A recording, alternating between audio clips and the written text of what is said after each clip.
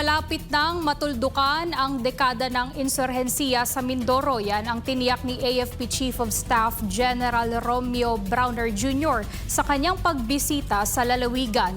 Kasabay nito, pinarangalan niya ang mga sundalong kamakailan lang ay nakipaglaban sa mga natitirang rebelde. Si Almar Forzuelo magbabalita.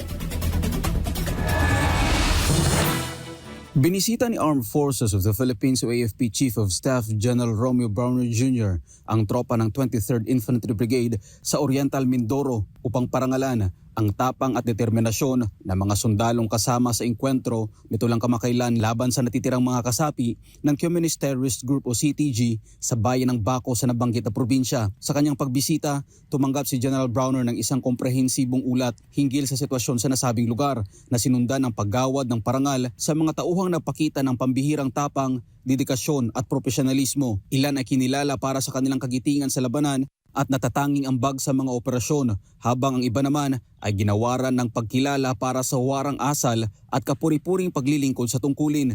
Ang 23rd Brigade ng Philippine Army sa ilalim ng 2nd Infantry Division ay patuloy sa pagsasagawa ng mga operasyon laban sa mga natitirang CTG members sa Mindoro. Kabilang dito ang engkwentro noong Agosto 12 laban sa mga rebelde sa Baco Oriental Mindoro at ang insidente noong Agosto 9 na nagresulta sa pagkakarecover ng mga armas at supply na iniwan ng mga tumatakas na rebelde.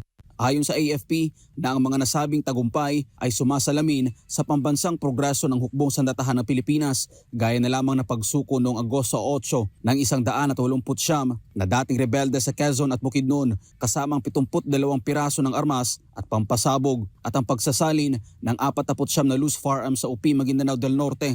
Ilang araw bago nito, noong Hulyo 27, 7 kasapi ng CTG naman ang napatay at ilang mataas na kalibre ng armas ang nakumpiska sa Uson, Masbate. Dahil dito, pinuri ni General Browner ang mga tropa sa Mindoro at binigyang diin na ang kanilang mga sakripisyo ay sumasalamin sa matatag na paninindigan ng AFP na protektahan ang sambayan ng Pilipino at tiyakin ang seguridad ng mga komunidad sa buong bansa.